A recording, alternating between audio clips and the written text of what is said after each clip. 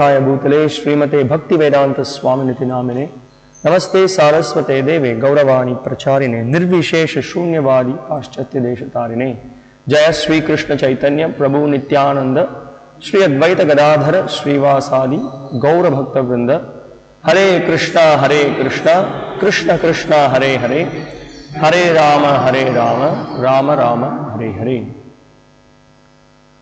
Hare Krishna. So we are continuing with the 6th chapter of the Bhagavad Gita, Dhyana Yoga. Yesterday we discussed how the yogi is self-controlled and how to be free from the disturbances, how the yogi is regulated in his eating, in sleeping, in recreation and in his work. And when the yogi endeavors in this way and controls his mind and senses, and by the process of this eightfold yoga system, he is trying to establish his connection with Paramatma. So not to forget, the goal of yoga is to develop a relationship with Paramatma. That is the definition of yoga as well, union with God. So that linking with God is called as yoga. And now the further verses, today we will be discussing about how further qualities of the yogi who has attained the level of yoga ruda, has attained the perfection, what are other symptoms, what are other qualities. We will continue to discuss those verses. So we will begin with text 19 today. Yata deepo nivatasto nengate sopama smrita yogino yata chittasya yunjato yogamatmanaha. As a lamp in a windless place does not waver, so the transcendentalist whose mind is controlled remains always steady in his meditation on the transcendent self. So here is a nice analogy Krishna is pointing out. He is comparing the undisturbed mind to the lamp which is in the windless place. Yata deepo nivatasto.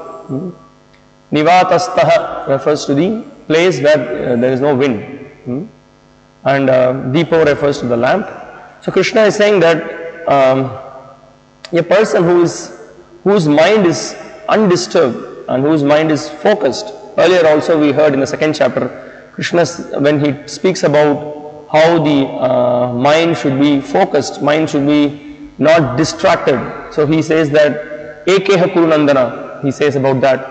And also he talks about how a person, when he is attracted by the objects of the senses and when he tries to enjoy this world, then what happens to such a person? Bahushakaya anantyascha buddhayo vyavasayam. So his intelligence becomes many branched and he will never be able to buddhayo vyavasayam. Mind and intelligence will not be fixed. He will not be able to be in the process of samadhi. So here now Krishna here in this particular verse is giving another analogy. He is speaking about the lamp in a windless place. So let's see what Srila Prabhupada is explaining the purport. A truly Krishna conscious person, always absorbed in transcendence, in constant undisturbed meditation on his worshipable Lord, is as steady as a lamp in windless place. So now this is the point, that the yogi is undisturbed. Now in this chapter we can also see, although we are practitioners of Bhakti Yoga, there are many instructions which may be common for a person who is endeavoring in this eightfold yoga system, and also for a devotee, a person who is aspiring to take up this process of devotional service. Many instructions are applicable, wherein naturally when we engage in the devotional service, we do, as we discussed yesterday, there is a regulated eating, regulated sleeping, there is mind is not diverted to any other activities. Rather we focus our mind and senses in engagement in Krishna's service. So we see here Krishna also is, in the previous chapters, we see Krishna gives an introduction also to a person whose mind is undisturbed, a person who is very peaceful, Here you see in the purport, Prabhupada is pointing out that constant undisturbed meditation. That means the person is really peaceful, he is not disturbed. Any thoughts from the previous chapter verses? What other instructions Krishna gives? Specifically on the sections of Sthita Prajna, Krishna gives instruction how one can be very peaceful, undisturbed. You remember some verse? Very important verse. No, I said second chapter of the Gita.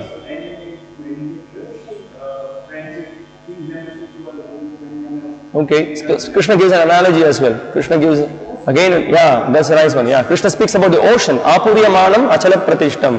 Samudravapak pravishanti yadvad. So Krishna says that the ocean is very, it's a very vast ocean, and you can see in the ocean there is always a constant flow of rivers. So many rivers comes inside the ocean, but still at the outset it might appear like little agitated, but when you just go deep in the ocean, it is completely peaceful. So Krishna explains that similarly a devotee is undisturbed by the external situation. There may be so many reversals that could happen to someone in his life, but he is very clearly, he is focused, and he is engaging in the service of the Lord.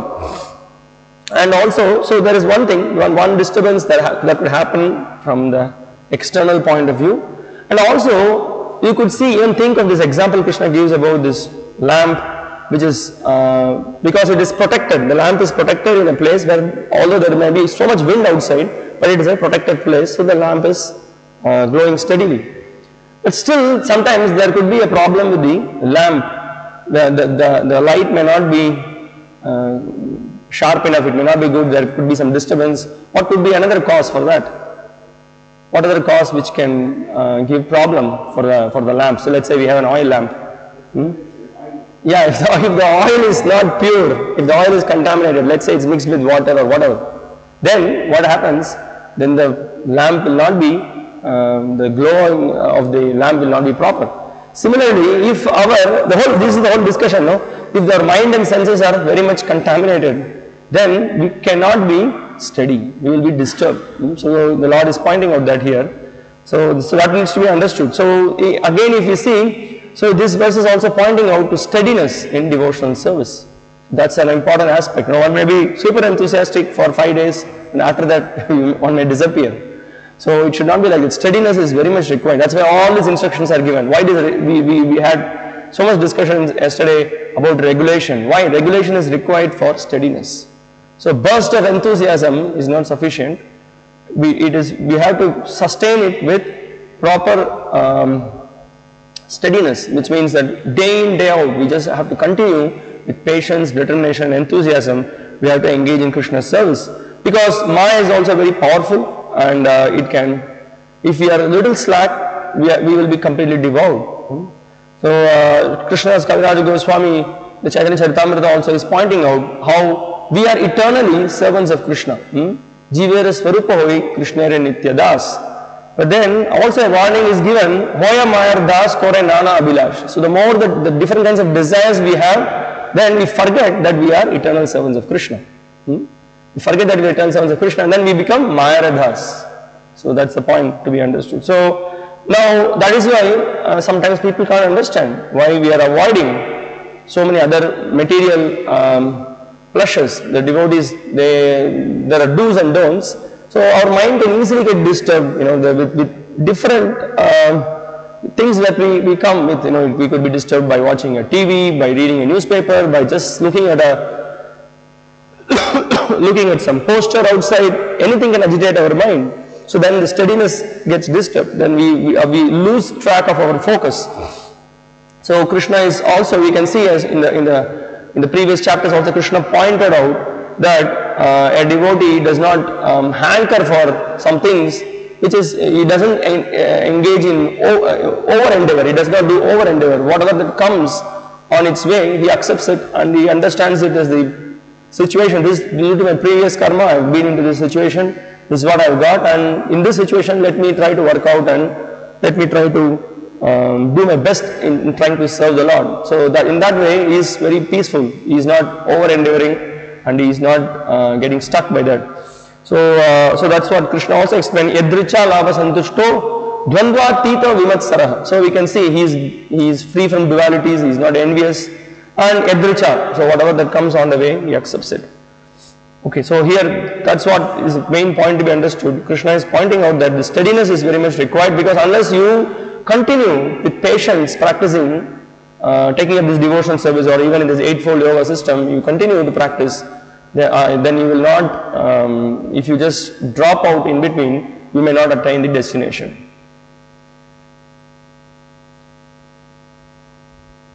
Okay, text 20 to 23.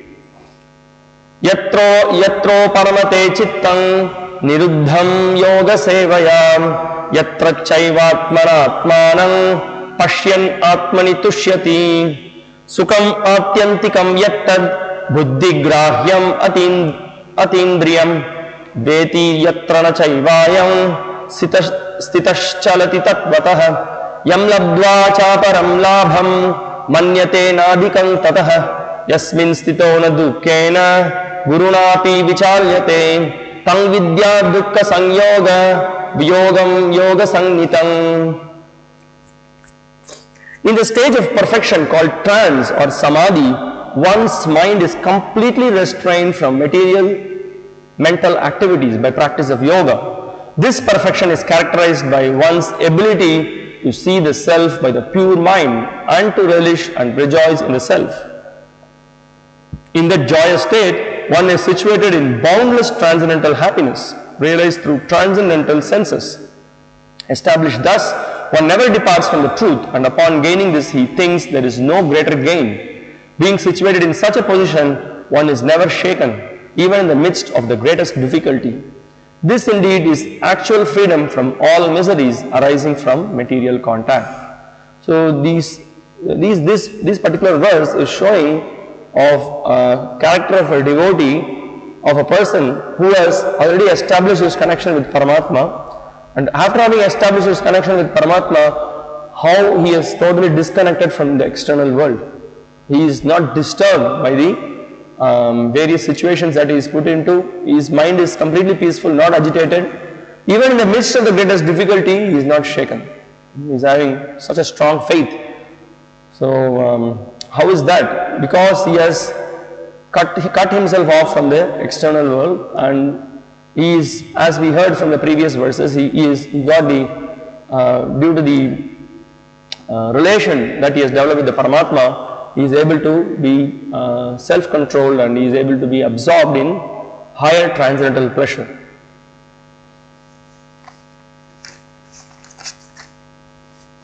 Okay, let's go through the purport. So the Srila Prabhupada is beginning about, again in this purport, he is just reminding us that the whole idea of the yoga process is to detach oneself from material concepts or from the material objects. So yoga practice means we disconnect ourselves from the material entanglement, and we connect ourselves with the Supreme Lord. And the devotional service process is more towards directly engaging in the service of the Lord, and as a result of directly engaging in the service of the Lord, there is obviously we disconnect ourselves from lower pleasures. Okay.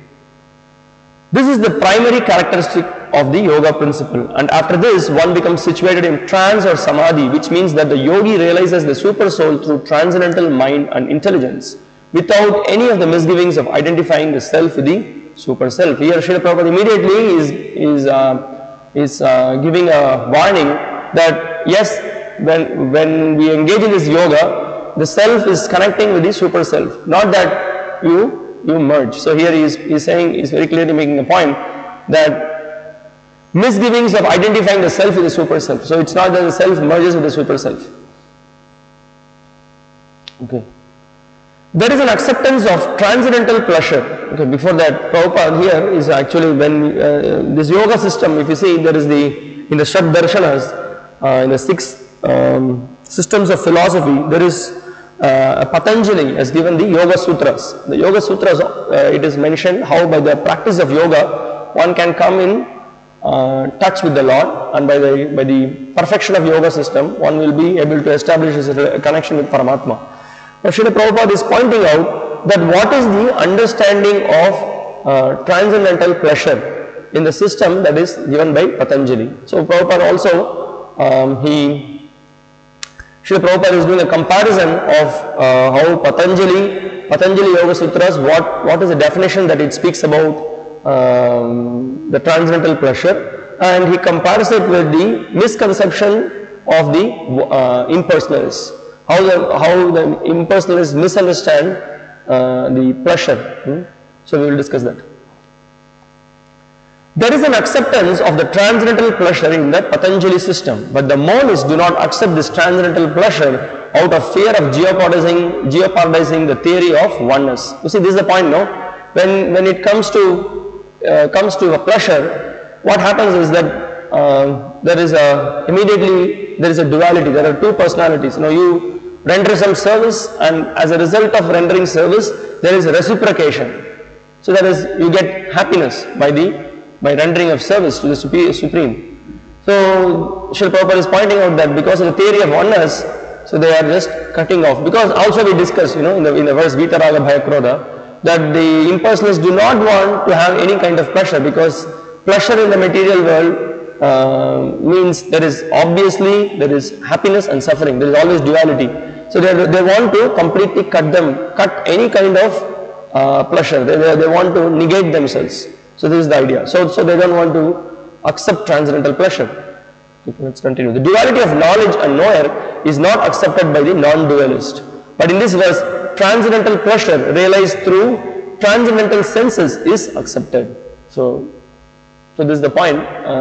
That transcendental pleasure through transcendental senses. So when we are in the mundane conception of life, when we are identifying ourselves with the body, we will be in the duality. But when we are engaged in devotional service of the Lord, devotional service is engaged. When we are engaging when the moment we start to chant the names of the Lord, we try to engage all of our senses in the service of the Lord, we become purified. So and by trying to please the master of the senses, Rishikesha, we are also purified. So this is the point here being discussed. And now in the Patanjali Sutra, Srila Prabhupada is referring here, Purushartha Shunyanam Gunanam Pratiprasavaha Kaivalyam Swarupa Pratishtava Chiti Shaktir Iti. So now we can see here that the Patanjali Yoga Sutra also, it is pointing out Purushartha Shunyanam. So what is that? So what are those Purusharthas? So Purusharthas are pointed out that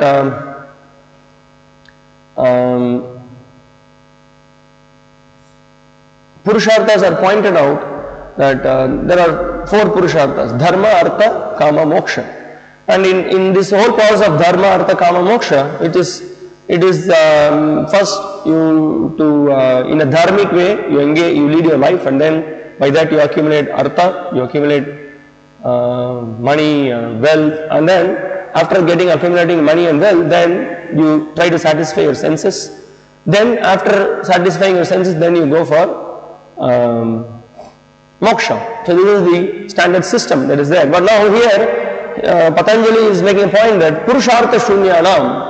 That means that even all these things are, there is a bondage in this material world. It is Purushartha. Even the kind of moksha also, actually what is it? That is also self-oriented. That how I can be liberated, how I can, even in that liberation idea, there is, what is it for me, that idea is there. So that's why Chaitanya Mahaprabhu rejected Panchama Purushartha. He said that there is a fifth, which is above all these Purusharthas, that is the law of God, that is explained. But here the point also we see, in the devotional service also Srila Rupa Goswami points out. You see a similar verse, Purushartha Shunyanam. And what is our understanding? Anyabhilashita Shunyam. See similar verse. Anyabhilashita Shunyam Jnana Karma Janavritam Anukulyena Krishnanu Shrivanam Bhakti Ruchyate. Same thing, we have to give up the whole idea of trying to be enjoying the fruitive activities, if you try to speculate with the knowledge and try to satisfy different desires, so this has to be given up. So that's what Patanjali is also proposing here, and he gives a definition that this pleasure which is transcendental is referring it to Chit Shakti. Purushartha means material religiosity, economic development, sense gratification. And at the end, the attempt to become one with the Supreme. So this is the point. So that's why that's being rejected as well. Now Prabhupada goes on to explain, this oneness with the Supreme is called Kaivalyam by the Monist. So Monists say here, the Kaivalyam referred by Patanjali, Monists call this as merging with the Supreme. Now what is it that actually Patanjali is pointing out to? But according to Patanjali, this Kaivalyam is an internal or transcendental potency by which the living entity becomes aware of his constitutional position. So that is the point. So by the spiritual progress, by the spiritual practice, one comes to the understanding, one realizes that he is not his body, his spirit soul, he is part and parcel of the Supreme Whole. That is, he is part and parcel of the Supreme Lord. So this is called Kaivalyam. It is being mentioned here. And now immediately Srila Prabhupada gives a reference to this.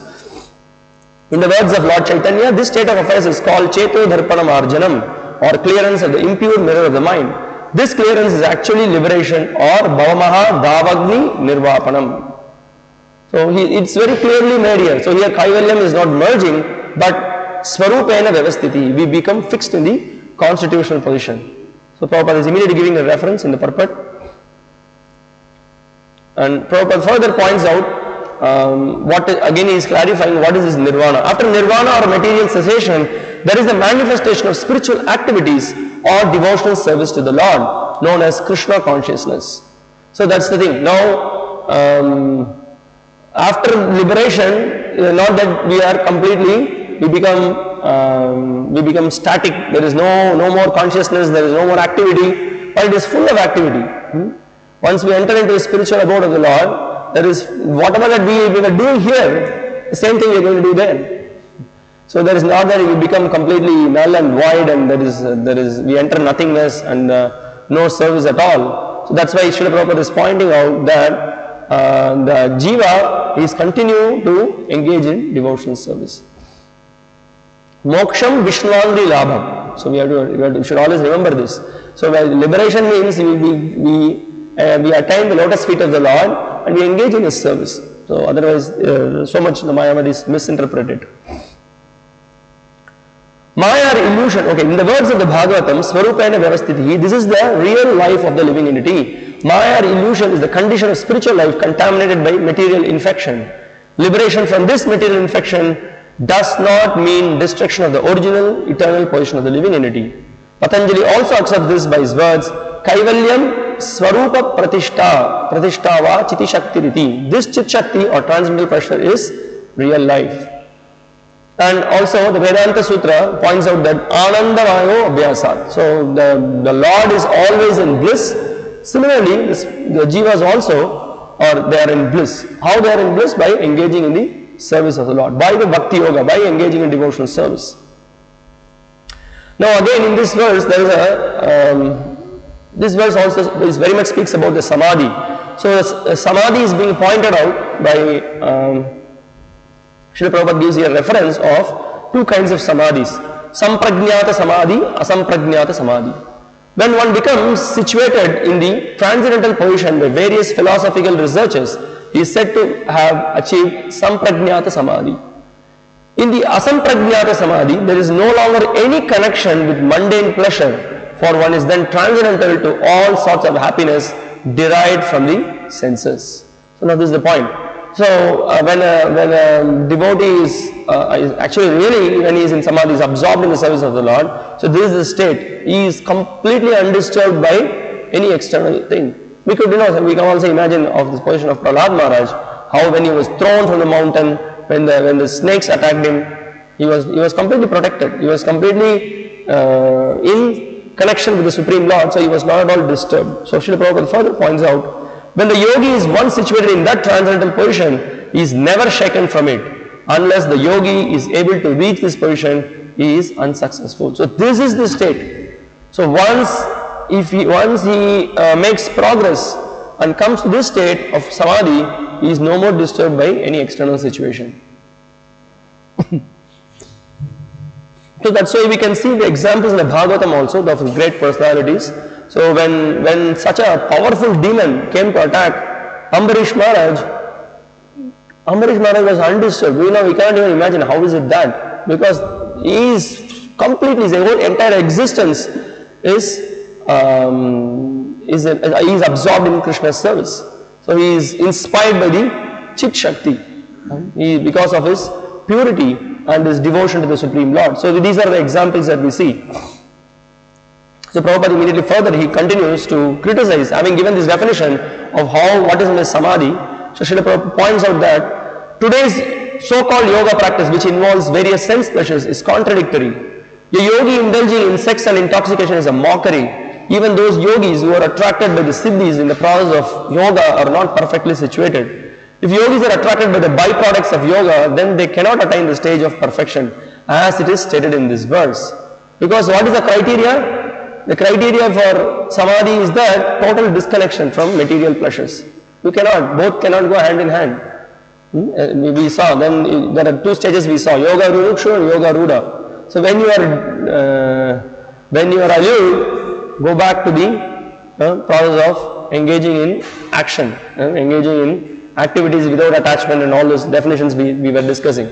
So if someone claims himself to be a great yogi, there is no question of material attachment. So this is Srila Prabhupada is pointing, that's what he is exactly pointing out, because there are so many cheaters in the modern age. They call themselves big yogi, and we can see there are so many stories we hear later about their pastimes here, so-called pastimes there, how they mess up with the lives of others, calling themselves to be great yogis. So that's why you can see in the purport how Prabhupada clearly is pointing out that see the definition what is given here about the samadhi, and see for yourself what is the status of the person, where he is situated. Very clear. So that's why when we hear from the bona fide source, we know where we are, where are the other persons, what are they teaching, is it in line with the scriptures. So that's the criteria, not that sentimentally or out of some emotional outburst, you choose someone as your guru or call someone as a great personality. So that's not the criteria. The criteria should be based on what the scripture says, because scriptures are the words of the Supreme Lord. So that should be the understanding.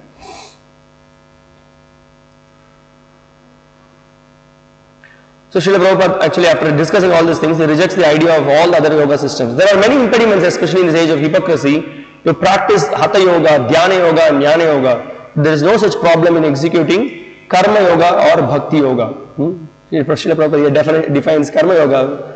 He says, because Karma Yoga becomes Bhakti Yoga when someone is very clear with the goal. If they know the goal is Krishna, and if his activities are completely docile for the pleasure of Krishna, then that is Bhakti as well.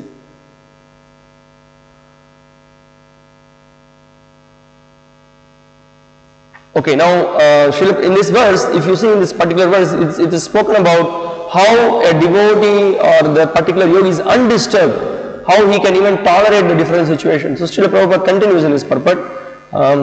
He points out, as long as the material body exists, one has to meet the demands of the body, namely eating, sleeping, defending and mating. But a person who is in pure Bhakti Yoga or in Krishna consciousness does not arouse the senses while meeting the demands of the body. Rather, he accepts the bare necessities of life, making the best use of a bad bargain. He is callous toward incidental occurrences such as accidents, disease, scarcity, and even the death of a most dear relative, but is always alert to execute his duties in Krishna consciousness or Bhakti Yoga. Isn't it something amazing quality of a devotee? That's why when we hear from the Chaitanya Leela also, when we saw Srivas Thakur, when he saw his son died, he knew about it, but he was undisturbed. He just never wanted to disturb the Sankirtan of Lord Chaitanya Mahaprabhu. So Chaitanya Mahaprabhu, he acknowledged it. He saw it, how much he was so advanced. And then he said that from today onwards I am your son. So why you are worried? So the point is that a devotee is so much steady in his service, in spite of so many reversals, he doesn't give up the service for the Lord. So this is again an indication in this verse. So Srila Prabhupada points out, accidents never deviate him from his duty. Agama paino nityas tang stitik shasva bharata. He endures all such incidental occurrences because he knows that they come and go and do not affect his duties. In this way he achieves the highest perfection in yoga practice. So what is to be understood from this verse is that one amazing thing we can see who is a very advanced devotee immediately. The other day a couple of devotees were discussing that when we hear some shocking news, we just become completely, what to say, we are not able to sometimes act. We are so disturbed. Because it's really shocking. Something happens to someone. But for very advanced devotee, he could deal with the situation in a very peaceful way. So that shows that he is so much fixed in devotional service. Not that he is emotionless, not that he does not react to the situation at all. He does, but he is so fixed in his service. He just goes on with his daily activities. For that one has to, then we can see, oh, such a person is very advanced. So we hear in for this particular verse, there are Srila Prabhupada gave quite many insightful points. We would just like to refer to some of the verses.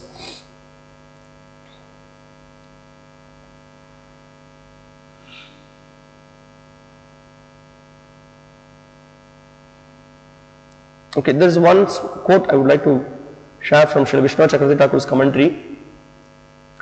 So he is pointing out how a devotee, when he has attained this stage of samadhi, how he is so fixed. Having attained that state, he does not consider attaining anything else. In that state, he is separated from all contact with suffering. One should know that state of samadhi as yoga. Though I cannot attain it quickly, certainly I can attain this yoga. By such certainty, anirvinna chetasa, one should practice. One should not be discouraged saying, after such a long time I have not achieved perfection. What is the use of all this hard work? One should practice with mind convinced, what is it to me? Let me attain perfection in this life or in the next. So there is an example that is given in regard to this. One should gradually control the mind without complaining, though it is like taking drops of water from the ocean to dry it up with the tip of a kusha. Can you imagine? You take a kusha grass, from that you go to the ocean. What are you doing? I am taking kusha grass to dry the ocean. It's an impossible task. What are you trying to do? So he says that one should be patient like that. You should endure. So he says, this is a story to explain this. The ocean stone with its strong waves, the eggs of a bird which were situated on the ocean shore, determined to dry up the ocean, the bird took one drop of water at a time using its beak. The ocean being emptied of many drops by the bird's beak was not at all affected. Though discouraged by Narada, who happened to come there, the bird again made the promise in front of him, in this life or the next, I will dry up the ocean. Then merciful Narada, by the will of the Lord, sent Garuda to help the bird, saying, the ocean has disrespected you by offending your relative. This small bird, the ocean becoming dried up by the wind, coming from Garuda's flapping wings, became frightened and then returned the eggs to the bird. So thus one should be convinced that the Lord will bestow His mercy on the resolute person who enthusiastically begins yoga, jnana or bhakti with faith in the words of the scripture. So this is very much required, that scriptures are saying that, so this is called Shraddha, right? That we hear from the Guru, we hear the statements of the scriptures, and with faith we continue our practice. Okay, so let's. Okay, Srila Prabhupada is pointing out in one of the lecture. Every one of us is searching for happiness, but we do not know what real happiness is. Real happiness is described by Lord Sri Krishna to Arjuna. We feel happiness through our senses. Inanimate things cannot feel happiness or distress. Developed consciousness feels happiness and distress more than undeveloped consciousness. The trees also have consciousness, but not developed consciousness. Trees are standing on the roadside, but they have no sense of feeling of the miseries. Now suppose a human being is asked to stand like a tree for at least 3 days. It will be impossible for him because he cannot tolerate this sort of misery.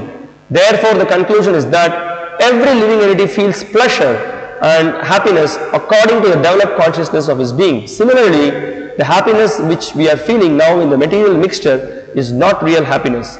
If you ask a tree, are you feeling happy? The tree will say, yes, I am feeling happy standing here the whole year under wind and snowfall. I enjoy very much.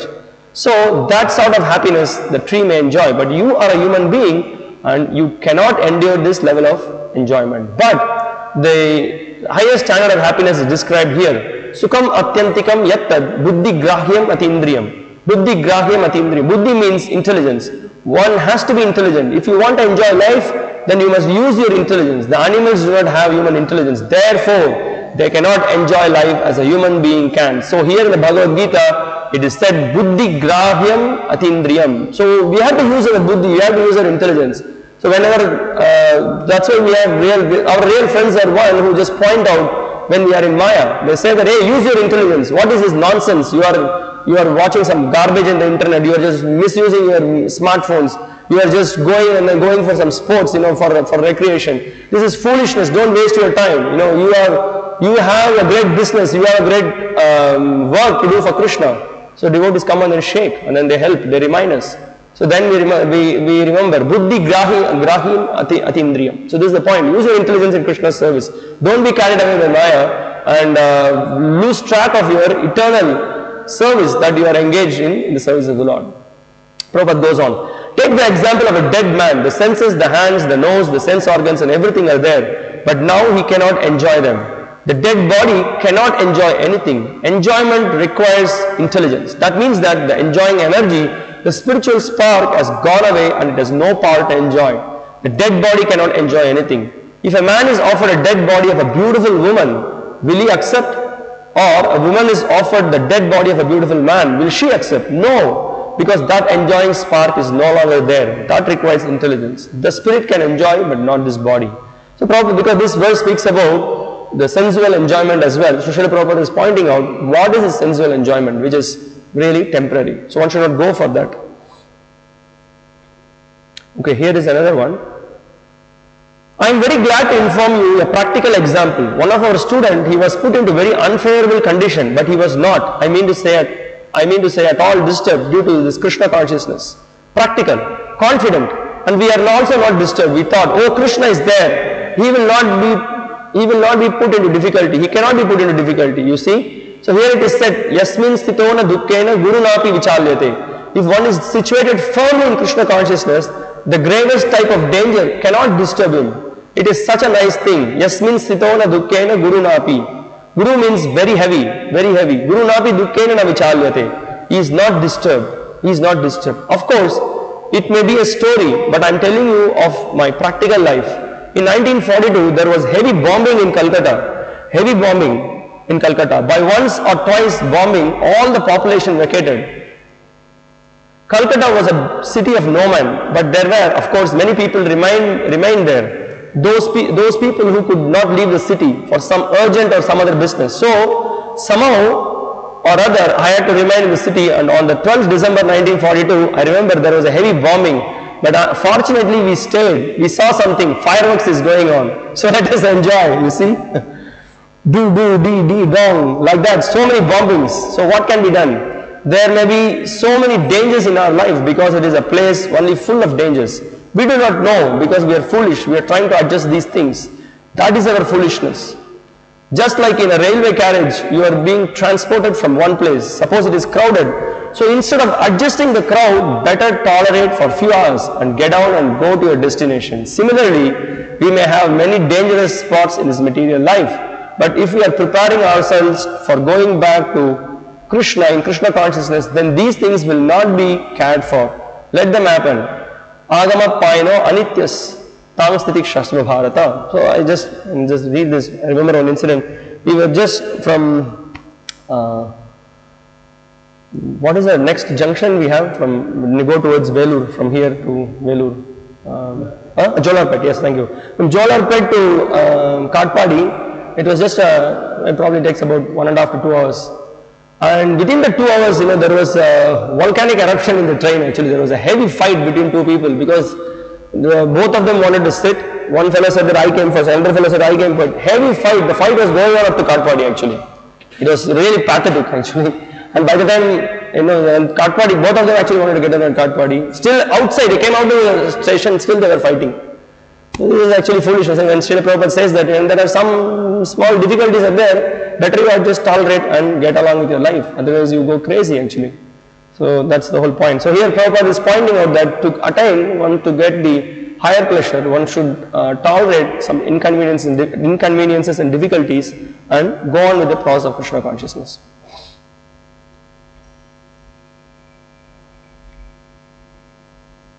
Okay, one last quote I will just read. It's again an amazing point Srila Prabhupada is making.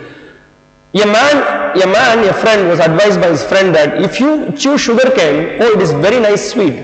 The friend was advised to chew sugarcane. He had no experience what is sugarcane. So he asked his friend, oh, what is the sugarcane? The friend suggested, it is just like a bamboo log. So the foolish man began to chew all kinds of bamboo log. Now he can get the sweetness of the sugarcane. Similarly, we are trying to have happiness and pleasure, but we are trying to derive happiness, pleasure, eschewing this material body. So therefore there is no happiness, there is no pleasure. For the time being there may be a little feeling of pleasure, but that is not actual pleasure. That is for temporary. Just a slight focus of that lightning. In the sky you will find some lightning, but real lightning is beyond that. So veti yatra na chaivayam stitash chalati tatpatah. Because persons, they do not know what is happiness.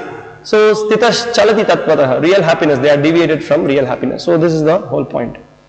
Okay, now we'll go to the text 24. Now again, in this verse, the further activities, preliminary activities on this stage of yoga is further discussed. Text: Sanishchayena yoktavyo yogo nirvinna chetasa sankalpa prabhavan kamams tyaktva sarvan asheshatah manasyayvendriyagramam viniyamya samantatah. One should engage oneself in the practice of yoga with determination and faith and not be deviated from the path. One should abandon without exception all material desires born of mental speculation, thus control all the senses on all sides by the mind. So now here in this purport, in this verse, Krishna is again pointing out, so in this, when you begin this practice of this yoga, so you have to control your mind, you have to be very vigilant, watch yourself from all directions and be focused, not deviated on this path. So Prabhupada immediately points out the instruction given by Srila Rupa Goswami of enthusiasm, determination and patience. Utsaha nishchaya dhairya tattak karma pravartanat sangatyagat sadovritte shadbir bhakti prasidhyati. So these are the favorable items which is required in the execution of devotion or in the practice of any activity. One should be enthusiastic and one should be determined, should be very patient. All these three characteristics are very much required. And when he continues in the process of his devotional life, then he will gradually make progress. So that is the point being made, and we already discussed this example. Srila Prabhupada points out here about the determination, how the bird was so determined to get the eggs back, and Prabhupada is pointing out the same incident that we discussed. And there is one interesting thing, always some people have a misconception, so they always say it's all, it is all his work, it's all, he will take care of it, they just speak big philosophy like this. They will not do practically anything. Krishna says sarva dharman parityajya, Krishna says machchitta madgata prana, Krishna says manmana bhava madbhakto, madhyaji mam namaskuru. All this advice Krishna says, he is asking us, offer your obeisances to me, chant my names, bow down to me, offer your homages to me. All this advice Krishna is giving. But some people, they completely misuse philosophy. He says, when he wants, he will call me. I am waiting for the calling. This is another popular talks in the modern days. Oh, he has got the calling. Every time, everyone is getting the calling. Why you are not picking up the phone? The Lord is calling you every second, But he doesn't want to. So here you see Prabhupada is pointing out in this purport. Similarly, the practice of yoga, especially Bhakti Yoga in Krishna consciousness, may appear to be a very difficult job, but if anyone follows the principles with great determination, the Lord will surely help, for God helps those who help themselves. The Lord has given you all the instruction, the Lord has given you all the guidance, He has sent His very dear representative as well. You just try to open your ears and be ready to follow, and then you will see wonders happening in your life. So this is the point, not that we become lazy and stagnant, and there cannot be even more easier process than what Sri Chaitanya Mahaprabhu has given us. When we see this eightfold yoga system, we can see how difficult it is. It's not so easy, but we have got a very easy system. Simply to chant the names of Krishna, honor the prasadam, that's the bhoga which is cooked with love and devotion and offered to the Lord, and we honor that as prasadam. And here the instructions of the Lord regularly, and chant and dance the holy names. What is the difficulty? Srila Prabhupada always used to ask, What is the difficulty? There is no difficulty in this process. So, if we simply try to take some steps to follow the instructions given by the Lord, then the Lord is ready to help us. So, this is the point. So, this is how Srila Prabhupada concludes this purport.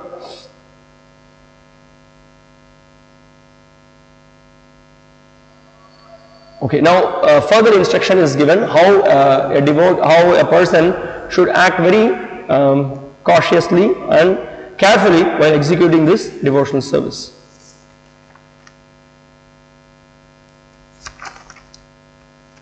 Okay. Shanai shanair uparamed buddhya dhriti grihitaya atma samstang manakritva nakinchid apichintayed. Gradually, step by step, one should become situated in trance by means of intelligence, sustained by full conviction, and thus the mind should be fixed on the self alone and should think of nothing else. So again, we can see here how again the mind should be focused, mind should be withdrawn from sense objects is being pointed out here. It says that na kinchit api chintayet. Little bit of thinking something else also is not allowed. So buddhya dhriti grihitaya. So intelligence supported by firm conviction. So one should be thoroughly convinced in the process that we are taking up. So that's why this understanding of the philosophy is also so important. So then our mind becomes strong. Siddhanta boliye chitte na kore alash iha hoite. How does that verse go? Iha hoite sudrida manas. Actually the mind becomes very strong by understanding the proper philosophy. By proper philosophy the mind becomes strong to serve Krishna. Mind becomes strengthened, because otherwise we get deviated, we get diverted and we get carried away. So here Krishna is pointing out that one should be fully convinced with the intelligence, and then he has to withdraw his senses from the sense objects. That's why here Srila Prabhupada in the beginning of the purport is pointing out, by proper conviction and intelligence one should gradually cease sense activities. This is called pratyahara. So pratyahara means one not only from externally, within internally also, he is not even in the mind level trying to enjoy the sense objects. Now externally we may withdraw. That's one step. Then internally also, in the mind also you should not try. So that's the point being made here. The mind being controlled by conviction, meditation and cessation from the senses should be situated in trance or samadhi.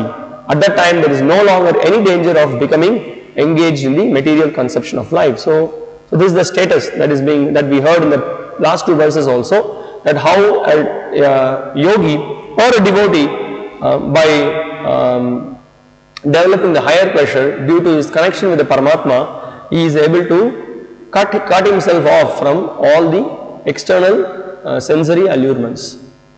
So Srila Prabhupada points out that the easy way of attaining this state, what is the most easiest way of attaining this state, he says, is to simply practice Krishna consciousness, directly practicing Krishna consciousness. So senses and mind become subdued. Okay, text 26. Yato yato nischalati manas chanchalam astiram tatastato niyamyaitad atmanyeva vasham nayet. From wherever the mind wanders due to its flickering and unsteady nature, one must certainly withdraw it and bring it back under the control of the self. So again this is again another practical instruction which in a day-to-day life we can apply in our practice. So for a yogi this is very much required. When the mind wanders, it doesn't allow it to just go wherever it wants. But he has to bring the mind back. Similarly, that we are also every day we are all struggling.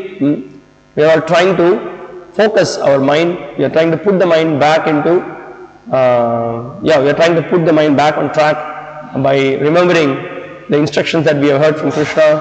Try to inspire ourselves. But similarly, Srila Prabhupada also used to say that how to control the mind. Where is the question of controlling the mind? Srila Prabhupada will say. Prabhupada will say that just try to hear the names. So this is the process. So 2 days back we were having a discussion. What is the power of bhakti? In the power of the process of bhakti, what is happening is we are submitting ourselves to Krishna We are voluntarily giving ourselves to Krishna, and Krishna is taking control of our mind and senses. This is what we are. This is the process of bhakti. There is endeavor from our side, no doubt about that, but that endeavor is very much by the process of surrender, by begging to Krishna, offering our prayers to Krishna. Krishna, please help me. I am in a very pathetic situation, in a more difficult situation. But we do try to endeavor. So these instructions we do try to follow. Mind goes somewhere else. Mind thinks of something that happened some 5 years back, or 5 minutes back, whatever. And we just say, crazy mind, just hear the holy name. Hare Krishna, Krishna Krishna, Hare Hare. Hare, at the Hare, mind has already gone. Again bring it back. Hare Rama, Rama Rama, Hare Hare. Try to hear again. Try to hear the 3 words. Hare Krishna, Rama. Again and again we endeavor. This is the only process that we are doing. We try to hear the names. And Krishna's names are so powerful. It's very high, very potent. The more we give oral reception, the more we focus ourselves, the more our mind gets subdued, the mind gets absorbed. So that's how we trick the mind. So here, this is what Krishna is advising, that you bring your mind back to track when it goes here and there. Yato nischalati. So the nature of the mind is, it's flickering. It goes, it travels here and there. It has so many, it accepts whatever proposal that comes in, it accepts, rejects. This is what the mind does. So, but niyamyaita, so you follow these prescriptions and you try to bring it back to your fold. That's what is advised. So here Srila Prabhupada in the purport is pointing out, one who can control his senses is called as the Goswami, and who cannot control the senses in the mind is called Godasa. So Srila Prabhupada in the conclusion of the purport, he makes a point, serving Krishna with purified senses is called Krishna consciousness. That is the way of bringing the senses under full control. What is more, that is the highest perfection of yoga practice. So this is the idea, that mind cannot be let free. Again you see, this is the whole theme, in the last 15 verses you can see, again and again this yoga practice, the mind has to be subdued, the mind has to be controlled. You see how much importance is required to control the mind and the senses. Now, that's why some people, the modern thinkers, they feel that actually it's too much, you people are too much within the wall, there is no freedom of mind, they say. There is no freedom of mind, you don't allow the thoughts to flow. That's why I don't want to be part of this kind of a religious practice, or they just brand us as fanatics or fundamentalists, so many names they give. But someone who is little thoughtful, who is little patient, if he thinks, if he just let loose the mind, just allow it to satisfy its desires, then what will happen? It will be a big mess. Completely we will be caught up with the worldly activities, and we will lose track of what we are doing. So a devotee is well aware of the bad effects of uncontrolled mind. So that is why it's so important to hear from higher authority, from the scriptures. So some so-called leader or so-called popular person, he may be a cine actor, actress, or a sports person, he will give his own comments. Some people just go behind hearing those kind of people. But when a person who is really intelligent, he hears from Krishna, he hears from Gita, he hears from Bhagavatam, because there is a constant discussion about how the mind can drive a person crazy in the scriptures. So, if you see in the Bhagavatam, there are quite some profound instructions how a person, if he is not controlling his mind, he can go, he will lose track of himself. So there is the instruction. I was looking for a couple of verses. One verse is in the Bhagavatam, in the section of Ajamila. There is a nice example that is given about cocoon. So the verse goes like this: De yajño jitashad vargo nechan karmani karyate koshakara ivatmanam karmanachadaya muhyati. Now if you see the silkworm, what it does, it nourishes itself, and then the cocoon is being formed, and then it gets caught inside the cocoon. It is completely helpless. Then what is its situation? Its situation is that then the farmers come, collect the worm, and then put it in the hot water. It's all over. Everything is finished. But it created its own cocoon. Nobody to blame, and then it is completely out of control. So Bhagavatam points out this. It gives this as an example, and it says that if you just don't follow, if you just act according to your own whims and fancies, and you lead your life according to the dictates of the mind, you will be caught up in the fruitive activities. That's what exactly here the instruction is given. Karmana chadya muhyati. You become bewildered by various activities that you are engaged in, and you are lost for oneself. You have lost track of yourself. Then there is again and again, there is an amazing instruction that Prahlad Maharaj also gives. He gives the same point, he says, Tyajeta koshas krid ivehamanaha karmani lobhat avitripta kamaha. So he says that what happens to the jiva because of the great greed he has got, so he is with the uncontrolled mind, he is trying to enjoy the senses. Avitripta kamaha. Kama is not at all satisfied. The more you try to enjoy, the more it is offering you many different things, but you become frustrated. And what is it that he is trying to do? Aupastya jahvam bahumanyamanaha katam virajyeta duranta mohaha. He says that where is that person who is going to be pacified, who is going to be satisfied? Duranta moha. He only is going to end up with frustration. So then he also gives the same example. He says, Tyajeta koshas kridiveha manaha. He says that similar to this koshakara, this example of the silkworm trying to form the cocoon. So thus I thought that this is the thing. So those people who are so foolish, when they say that what is wrong, just let loose the mind, just do the way you want to lead your life. So we get clear instructions, and we see in our life also, this is the consequence of trying to lead life as the mind advises, or just lead a life without any regulation in Krishna consciousness. It's only a disaster. Okay, let's continue with the other verses. Okay, here is a quote from Srila Prabhupada. Now the practical, sometimes you might have experienced that you are doing some work. All of a sudden you remember some 40 years before or 30 years before, some years before, some incident took place, and you at once remember. Although there is no cause, but it comes. There is a subconscious state is there, and we are getting. That means the mind is always being agitated. Due to agitation, the things which are stored in the subconscious state, they come out. Just like if you agitate a lake or a pond, all the mud from within it comes, but we have to settle down. Then the mud will settle down. So this is the point. So yato nischalati manas chanchalam astinam. Definitely everything, all of us, everything looks very nice, very good. Suddenly from nowhere, you remember some film music. And then oh my God, it's been 15 years. How did this song come up? That's how everything is stored in the subconscious mind. So we have to be very alert, we have to be conscious, we should just go on with the Krishna consciousness.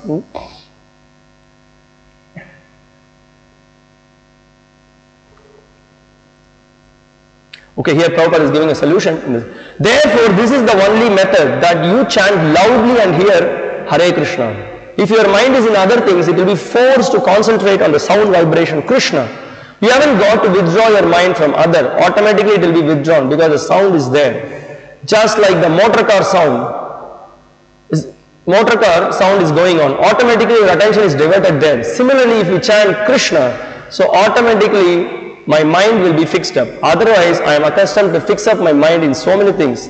So yoga practice means to withdraw the mind and again fix up in Krishna. So this vibration of chanting automatically helps us in that yoga practice. So again, it's a good advice. So again and again we are asked to hear the holy names. Same, this principle works whether you are in Kirtan or you are in Japa. We have to hear the names, then immediately we become fixed up. We immediately become happy. Okay. Let's continue with the verse, text 27. Prashantamanasam yenam yoginam sukamuttamam upaiti shanta rajasam brahmabhutam akalmasham. The yogi whose mind is fixed on me verily attains the highest perfection of transcendental happiness. He is beyond the mode of passion. He realizes his qualitative identity with the Supreme, and thus he is freed from all reactions to past deeds. So now Krishna here in this verse is advising that Prashanta Manasam. So one becomes very peaceful. How he becomes peaceful? By being fixed on the lotus feet of the Supreme Lord. The devotee becomes peaceful. Yoginam Sukham Uttamam, and he is experiencing the greatest happiness. Upaiti Shanta Rajasam Brahma Bhutam Akalmasham. So he calls this as the stage of being in Brahma Bhuta. So consciousness fixed on the absolute, and also he becomes freed from all the reactions of the past deeds. So he is completely, thoroughly purified. In that state, he is able to experience this happiness. He goes beyond the mode of passion, ignorance, and even the mode of goodness.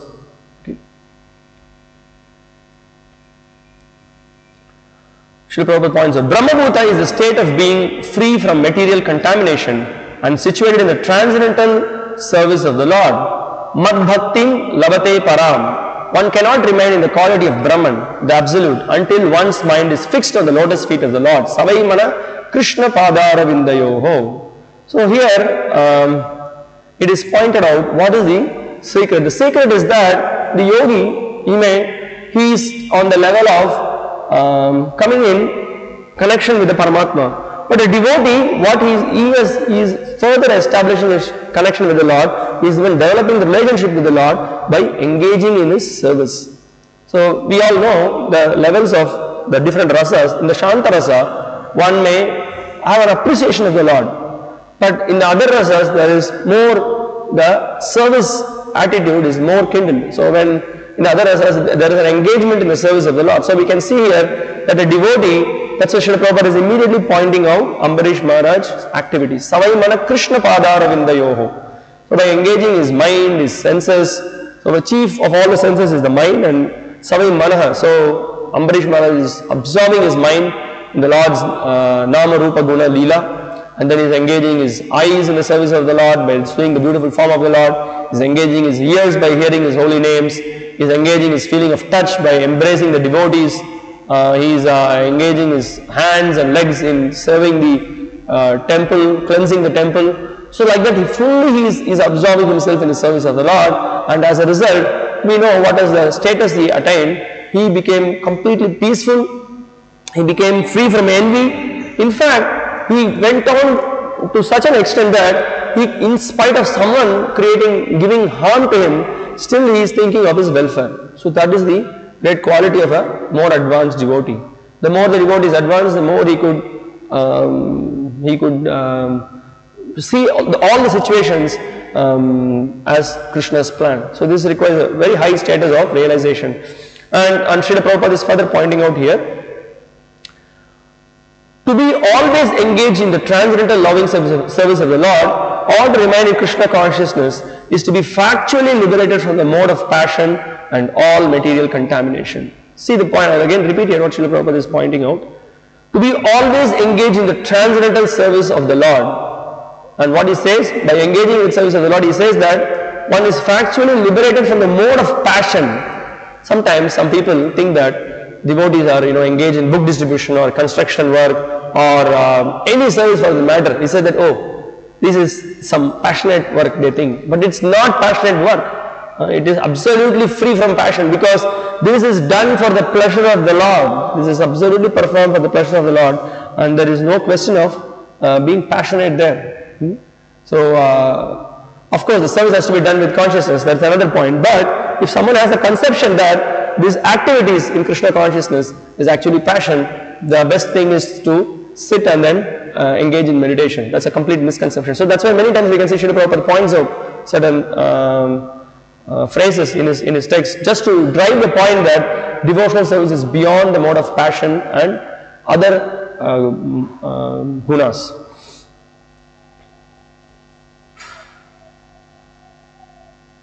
Okay, text 28.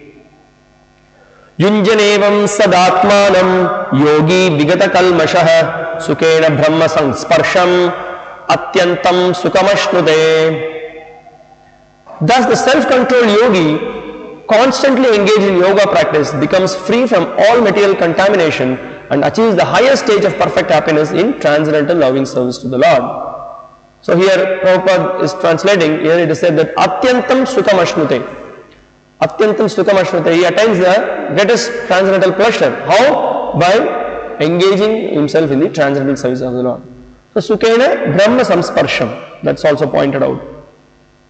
So how he is engaged, so he is not for the chapala shuka, he is not for the flickering happiness for this material world. He is rather engaged in the higher pleasure, the transcendental pleasure.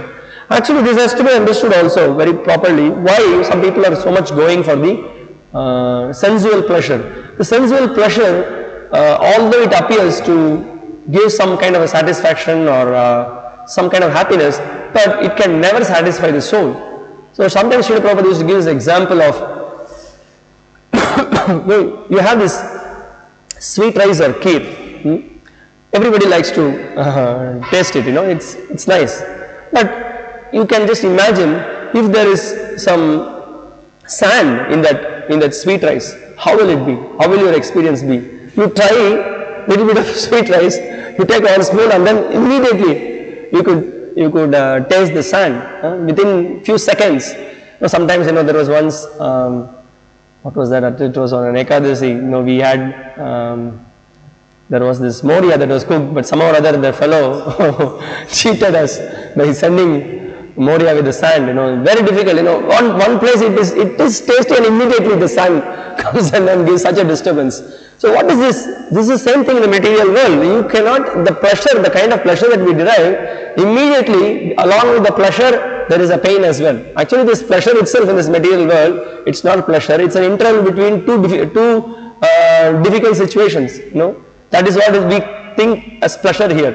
So but you can see here in the situation, the devotee is beyond this bodily conception, is beyond the conception of the senses of the mind, because he has given up the enjoyment of this material world. That's why we see from beginning this point is being stressed so much, that Apendriya Priti Vancha Thare Balikam Krishnendriya Priti Icha Dhare Premanam. So that has to be understood. That's why we have to come out of this status of bodily conception. So Upadi, so these Upadis are the binding us. Actually, so one has to give this Upadi. That's why Narada Muni is giving this advice.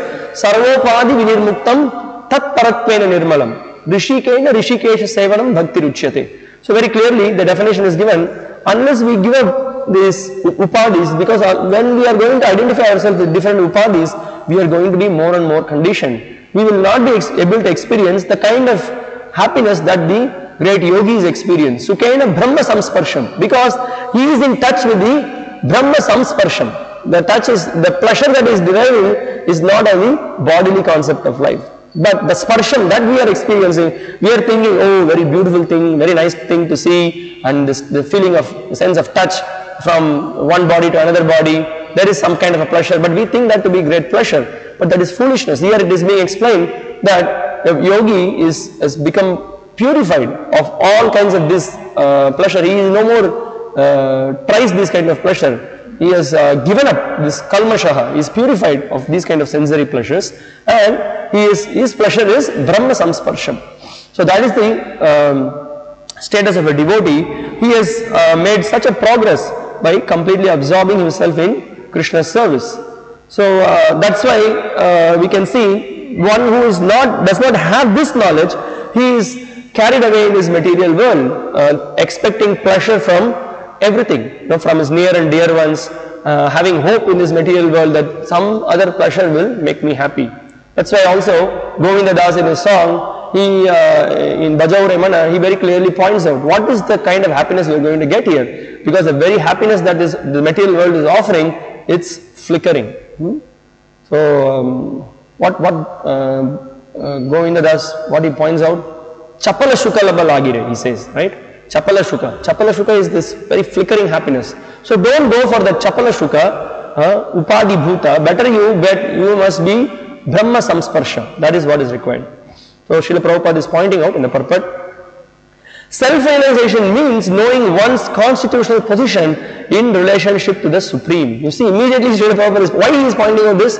Because unless we understand our constitutional position as part and parcel of the Lord, we are not connected with anyone in this material world. All our relationships, all the relationships that we have in this material world, it is temporary. It is a fact. It is 100% fact. We need to realize this. Unless we realize this, we will be baffled in our endeavors. So that is what Shukadeva Goswami. Also you can see the same theme is maintained in the scriptures. Bhagavatam Shukadeva Goswami is pointing out. He says that what he says. He says that if you are going to have hope of having pleasures from your wife, from your children, from your relatives, deha patya kalatradishu atma sainyesha satsapi tesham pramatta nidanam pashyan apina pashyati. He says that, if you think that, actually there are infallible soldiers. Who are those infallible soldiers, sir? Oh, I am expecting that my wife will give me protection, my children will give me protection, my relatives will give me protection, the society will give me protection. No, they are all infallible soldiers. They themselves are going to stay in this world for a short time, and everything is going to be carried away. So don't be foolish in your attempt. And Prahlad Maharaj also in the Bhagavatam, he points out, he gives a very good instruction as well. When he is instructing his friends, he points out so many things. It's very thoughtful for us to think about how Prahlad is giving his instruction. He says, Rayat kalatram pashavah sutadayo grihamahi kunjara kosha bhutayah sarverta kama shanabhangura sura kurvanti martyasya kiyat priyam lalaha. So he says that he gives a big list of things which you think will give you happiness in this material world. So you see the whole discussion of Brahma Samsparsha, you get happiness by rendering service to the Supreme Lord.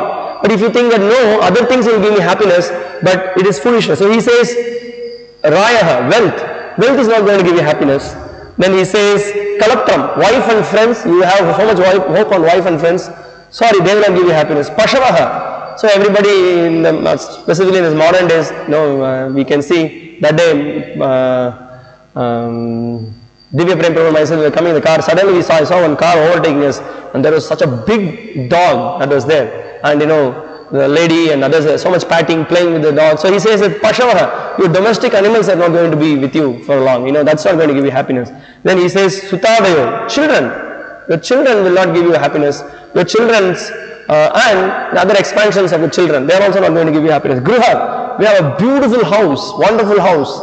That is also not going to be with you. That's also going to live. Then he says Kunjara. So if you are a very, very rich person, then you may even have elephants. To keep maintaining an elephant, it's not an ordinary thing. But then someone has to be really rich. So those people, they think that that will give happiness. That is not going to give happiness. Kosha. Then he says that I have a big treasury. What do you want? I can give you so much money. That's not going to give you happiness. Then he says Bhutayaha. Any other luxuries a rich man can think of, that will, by his clapping of hands, so many people can bring him many different things. But that's also not going to give you happiness. Then he says, what he says is because all his happiness, he says that Shanabhanguraha, he uses this word. Shanabhangura means it's all like this, everything is being taken for a toss, everything you will lose everything. So he says that, and your lifespan is very short also, Aishaha. So very strong instructions he is giving, just to shake us and then bring us to our senses, that you go for Brahma Samsparsha, go for that eternal happiness which comes through the satisfaction in service of the Supreme Lord. So then you will be happy. So that is the point being made here. Okay, text 29. Sarvabhutastam atmanam sarvabhutani chatmani ikshate yoga yuktatma sarvatra samadarshanaha. The true yogi observes me in all beings and also sees every being in me. Indeed, the self-realized person sees me, the same Supreme Lord, everywhere. So here further realization of the devotee who is advanced. What is the result of his advanced status? So it is said that Sarva Bhutastam Atmanam. He sees all beings he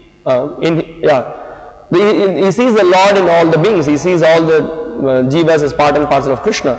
Sarva Bhutani Chatmani. And also he sees all the living entities in the Supreme Lord.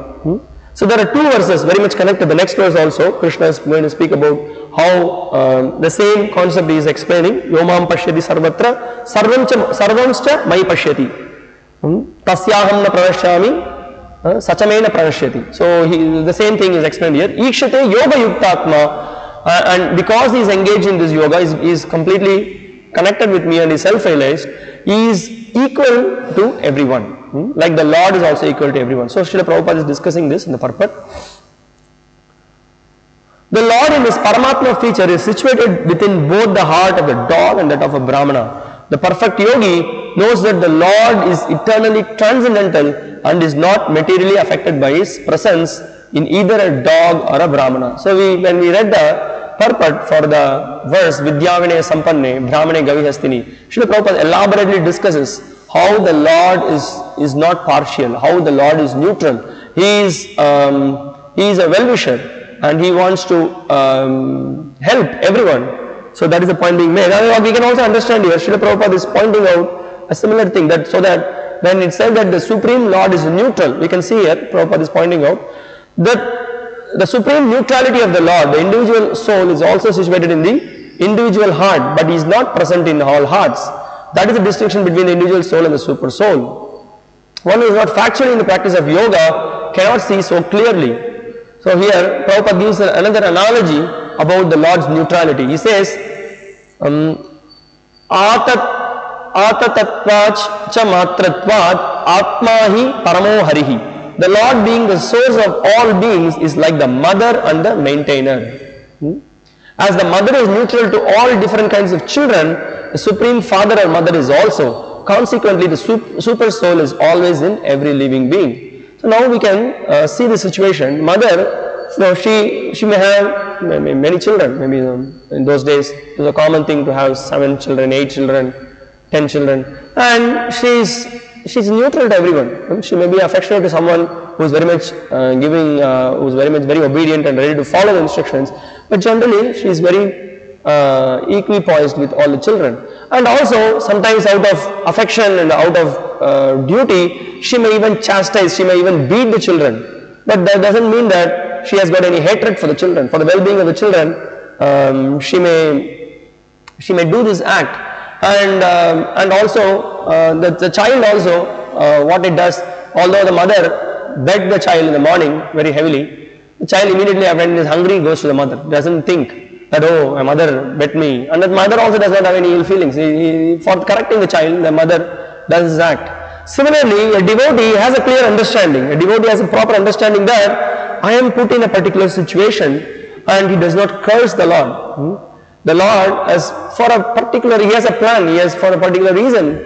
If someone is in a apparent difficult situation, but the Lord does not curse, the devotee does not curse the Lord, rather he accepts the instruction, the situation that he is being put into, and he goes on with his service, hankering for the mercy of the Lord. So that has to be understood. And similarly, as it is explained here, that the devotee also attains that state. So a spiritual master also, spiritual master, very advanced devotee, he is the confidential servant of the Lord. For correcting the disciple, he will give strong instructions, and there is a very strong relation between the disciple and the guru. And the disciple understands that for my eternal benefit, the guru is correcting, and he takes it in a very humble situation. So it is a very dynamic exchange. That the relationship between the Supreme Lord and the devotee is very dynamic. Similarly also the disciple to the guru. And so we can understand that in Krishna consciousness also, so this understanding is very much required, that the Lord is protecting his devotee, is guiding him and then giving instructions, and we should not misunderstand the idea. So that's why Prabhupada is pointing out here how the mother is neutral, that the Supreme Lord also is equal in treating the living entities. Okay, that is another point. Srila Prabhupada is concluding the purport, that the yogi sees equally because he sees that all living entities, although in different situations according to the results of fruitive work, in all circumstances remain the servants of God. While in the material energy, the living entity serves the material senses, and while in the spiritual energy, he serves the Supreme Lord directly. In either case, the living entity is the servant of God. This vision of equality is perfect in a person in Krishna consciousness. So this is how he looks at it. The devotee looks at everyone, different persons in different bodies, because of various karmic activity someone has performed, he has acquired different bodies, but immediately when he looks at someone, he understands him to be the first identification that he has with that person is that he's not black or he's white or he's tall or he's short. Immediate identification is that he is the servant of the Lord. That's the first identification. The servant of the Lord is conditioned in a particular body, and out of ignorance he is trying to lord over the material nature and trying to enjoy or suffer. That's how a devotee looks, and that is the equal vision he has got. So that is why he is perfect in his vision. So pashyan apina pashyati. Such a person could see properly. Others cannot see properly. So that's why this equality in his vision that is possible only for a devotee. Okay, so Krishna is going to speak further about this samadarshanaha, equal vision, and how because of his cessation of material enjoyment and being fixed in this transcendental pleasure, the devotee could go to this higher realms of spiritual life. So that theme is going to continue, and then we will discuss about that more in tomorrow's verse. So we will stop here unless someone has got some questions, some realizations, some other points to discuss. Any questions, comments? Sorry? Who is a monist? Okay, monist is a person who tries to claim that everything is one. Everything is one. You are God, I am God, everything is God. He is a monist. There is no duality. For him, there is absolutely no duality at all. He is trying to make everything one. That is what he is trying to do. So that's why he is called a monist. A dualist is one who acknowledges that there are two things. For example, there is Paramatma, there is Jivatma. The two things. For them, everything is one, everything is merged. Impersonalist is a monist, yes, is a monist. Impersonalist is a monist. Buddhism is even worse. There is nothingness. They go to another level. That monism also, everything becomes zero. They want to completely negate, or they want to make everything nothingness. There cannot be a status like that, which is complete nonsense philosophy. Okay, I have one more quote until someone has got a question. I would like to read that.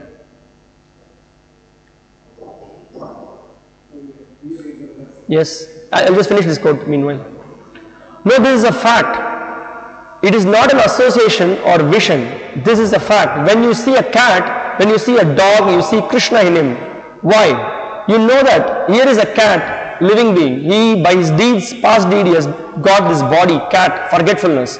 So let me help this cat, give it some Krishna Prasad, so that in some day he will come to Krishna consciousness. This is to see in him Krishna. Not that, oh, here is Krishna, let me embrace this cat. This is nonsense. Here is a tiger. Oh, here is Krishna. Come on, please eat me. This is rascaldom. You should take sympathy with every living being that he is part and parcel of Krishna. Vancha kalpatarubhyascha kripa sindhubhya evacha. Not that we shall embrace him. Come on, Krishna. So the true yogi observes me in all beings. This is the scene. Why we are welcoming these children? Because he is part and parcel of Krishna.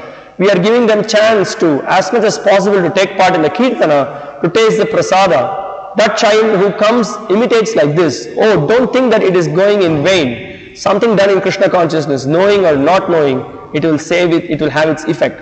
These children who are bowing down or trying to vibrate Krishna or clap, these things are being accumulated in bank account of Krishna consciousness.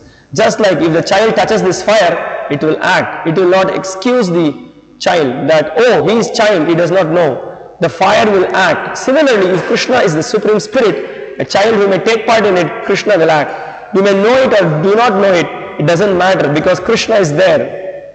So it is so nice, therefore every living being should be given chance. These boys are inviting outsiders, come on, this love feast. What is the idea? The idea, let them come, take little prasadam, and it will act someday in Krishna consciousness. It will act. So that is their propaganda. They are seeing everyone, Krishna, they are seeing Krishna in everyone in that way. Not that everyone is Krishna. Don't make this mistake. Krishna is all pervading. Why in this human being? He is there in the atom also. Yes, Prabhu, what's your question? Oh, 9 o'clock.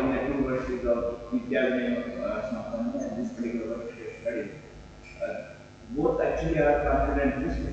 Former was basically a terminal yogi, and this guy this verse talks about being a yogi, advancing in Ashtanga yogi. Dhyana yogi, yeah. Understanding that too. The first part of Karma yogi, everything sees just the spirit souls, and it is kind of oneness, is Brahma.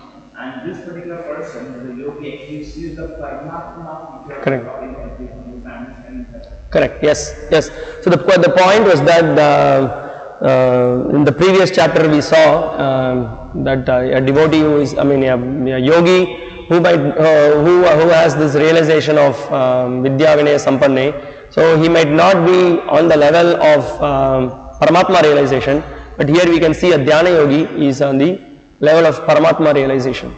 Yeah, the Dhyana yogi, yes, he comes in touch with the Paramatma, but rather also in that state also you can see that what you are referring to as a Karma yogi, but for him, he also, to get that realization, he should have purified his existence to that, then only he could also come to that level. Yeah, it's true. But still in this topic there is, Pandita can see the clear expansion of Paramatma in the heart of the living. Yeah, that's what is explained here. That is because of such a realization. The whole process of the Dhyana Yoga takes you to that level of Paramatma realization. So that is, unless one comes in touch with the Paramatma, we cannot even come to this level of completely going out of any kind of material pleasure. So unless one has attained Samadhi, and that Samadhi is attained by coming in touch with the Paramatma. Thank you very much. We will stop here. Time is up, and we will continue tomorrow with the rest of the verses. We will continue those questions after the class because it's 9:02. Thank you very much. Srila Prabhupada ki jai. Bhagavad Gita as it is ki jai. Hare Krishna. Yes, what's your question? Mind fixed and lotus